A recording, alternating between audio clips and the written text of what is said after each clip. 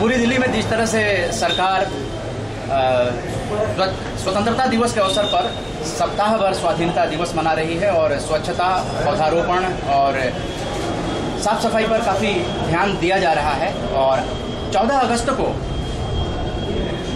निगम उपायुक्त कार्यालय सभागार में निगम स्कूलों के बच्चों ने और साथ में बाबा गुरादास एजुकेशन सोसाइटी द्वारा बुलाए गए अरिजीत राय ग्रुप जो कि पेंटोमाइम करते हैं, तो इस तरह के कार्यक्रम से जागरूकता फैलाने का एक डीसी ऑफिस में बहुत अच्छा प्रयास किया गया, जिसमें कि बहुत से नागरिकों ने हिस्सा लिया। तो अभी बातचीत करने के लिए उपस्थित हैं निगम उपायुक्त श्री सुरेश यादव जी। बताएं कि किस तरह का अभियान ये चला है। आज़ादी का आमतौर पर एक दिन हम मनाते आए हैं, लेकिन ये मैं पहली बार देख रहा हूँ कि इसको सप्ताह के रूप में मनाया गया है। तो हमारे सारे कर्मचारी अधिकारी जो भी हैं बहुत आनंदित हैं। और इस बार हमने जो सबसे बड़ा काम किया है कि जनता को अपने कामों से सीधा सीधा जोड़ा है। उनके साथ जो सहभागिता हमारी बनी है, हमने देखा है कि इससे हमें प्रेरणा भी मिली है और काम करने की शक्ति भी मिली है।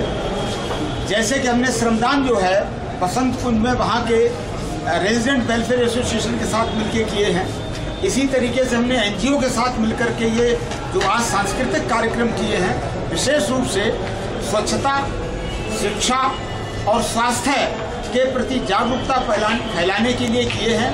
और हमारे अरिजीत राय ने और डॉक्टर उदय मन्ना ने जिस तरीके से हमारे दिल्ली नगर निगम के शिक्षा विभाग और स्वास्थ्य विभाग से जुड़कर के जो एक ऐसा वातावरण बनाया है, ये जागरूकता का एक अद्भुत वातावरण बना है। इससे समस्त नागरिकों में, समस्त कर्मचारियों, अधिकारियों में एक ऐसी चेतना का प्रचार हुआ है कि मुझे लगता है कि पूरी साल भर ये सुलगता रहेगा।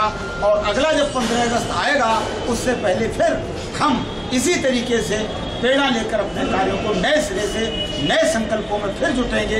ये क्रम हमारा टूटेगा नहीं। जी, पौधारोपण का भी एक अलग से कार्यक्रम चलाया गया पूरे सप्ताह है, तो किस तरह की योजना रही इस स्वतंत्रता दिवस के अवसर पर पौधारोपण की? ये जो हमारा सप्ताह था, हमने 1500 पौधे, हमारा हर्बल पार्क भुवनहेड़ा में है जो बहुत विशालकाय पार्क है, तो उसमें क्रम चल रहा है। और 1500 में तो उन्होंने 100 पौधे जरूर लगाए होंगे, तो 1500 वो लग गए हैं।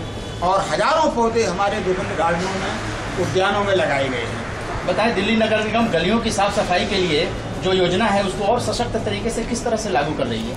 गलियों का और जो हमारा जो गार्बेज है जो उठाने का जो भी हमारा टारगेट था, हमने उसमें लगभग 25-30% की वृद्धि की है। हमारे ज़्यादा से ज़्यादा ट्रक निकले हैं।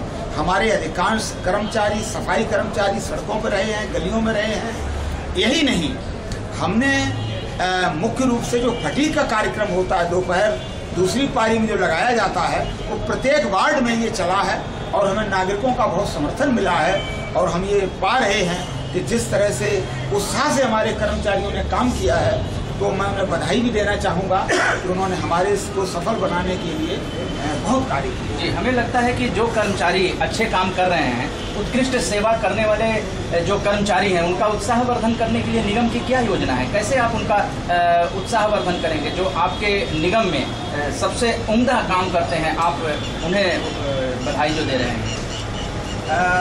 हम किसी भी तरह का हमारे नजफगढ़ क्षेत्र में यदि कोई कार्य होता है, हम उसे जरूर सम्मानित करते हैं। अभी हमने देखा कि विकास डागर जो 7 मेडल जीत कर लाए अंतर्राष्ट्रीय स्तर पर, अभी मैंने और चेयरमैन साहब ने पूरे समूह के साथ सम्मानित किया, उनके माता पिता को बुलाया। तो इतने नागरिकों के समूह में और कर्मचारियों के समूह में हम ये प्रोत्साहन दे रहे हैं।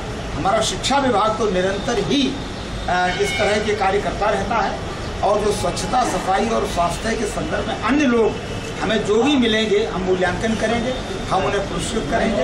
और निश्चित रूप से हौसला बढ़ाने के लिए हमारी ये कार्यक्रम जारी रहेंगे, क्योंकि मनुष्य के भीतर, कर्मचारी के भीतर अगर प्रबल चेतना होती है, संकल्प होते हैं, तो काम में जरूर धार आती है। हम उस धार का सम्मान करें। जिस तरह से अवसर पर, जिस तरह से जो नजफगढ़ के निवासी हैं, जो सामाजिक कार्य करते हैं, उनको आपने अपने साथ जोड़ा है, इस कार्य को आगे बढ़ाने की और क्या योजना है? अगर एक कदम वो आगे बढ़ते हैं तो निगम किस तरह से आगे बढ़ेगा, और जो कर्मचारी सही में काम करते हैं नजफगढ़ के लोग किस तरह से वोट देकर उनका मार्ग प्रशस्त कर सकते हैं? मेरा मानना है कि अगर कोई भी NGO जो हमारे काम करते हैं और हमारा सहयोग करना चाहते हैं, अगर वो एक कदम बढ़ते हैं तो हम निश्चित रूप से 2 कदम बढ़ेंगे। एक कदम से बात नहीं बनेगी, और इस बहाने हमको जो यहाँ के नागरिकों का समर्थन मिल रहा है वो उससे मैं बड़ा उत्साहित हूँ, और ये बहुत अच्छा है। इसको बहुत भागीदारी को बढ़ाएंगे, क्योंकि बिना समस्त नागरिकों के सहयोग के उतनी सफलता हमको नहीं मिल सकती है जितनी उनके सहयोग मिलेगी। हमने इसके महत्व को इस सप्ताह के अंतर्गत बखूबी समझा। अंत में आप चूँकि एक ऐसे प्रशासक हैं जो इकलौते हैं शायद जो कभी भी हैं नजफगढ़ क्षेत्र में, एक ऐसे प्रशासक हैं, तो कविता में हमें हमारे जो चैनल के और आकाशवाणी के श्रोता हैं उन दोनों को कोई संदेश देना चाहिए स्वतंत्रता दिवस? मैं बड़ा साधारण व्यक्ति हुआ, कोई विशेषता नहीं है। बड़े बड़े लोग यहाँ हैं और उन्होंने बहुत बड़े काम किए हैं। मैं तो बड़ा तुच्छ प्राणी हूँ, लेकिन मैं कुछ शब्दों में आज़ादी के लिए देखें कि कुछ पंक्तियाँ थी, मैं उनको कहता हूँ। ऐसा हो कि गर्व हम कर सकें विकास पर, अपने पंखों से परिंदे उड़ें अपने ही आकाश पर। हीरा मोती सोना चांदी सभी कुछ हमारा हो, और बद चलनी का लेकिन कोई दाग न हो ताज पर। देश भर में खुशियों के जश्न हो गली गली, हंस न पाए कोई लेकिन किसी मोहताज पर। कुछ लोग माना हो सकते हैं बेईमान भी इस देश में, पसीने से तर लेकिन ये देश है, पहुँचेंगे हम मुकाम पर। आज़ाद हुए इस मुल्क को बरसों गुजर गए, आज़ाद हुए इस मुल्क को बरसों गुजर गए, क्यों छींकते हैं आज भी हम और उनके जुकाम पर, और उनके जुकाम पर।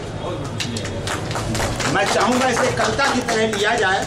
ये DC का इसमें कोई लेना देना नहीं है, मेरे भीतर बैठे कवि की एक बहुत पुरानी रचना है। जी,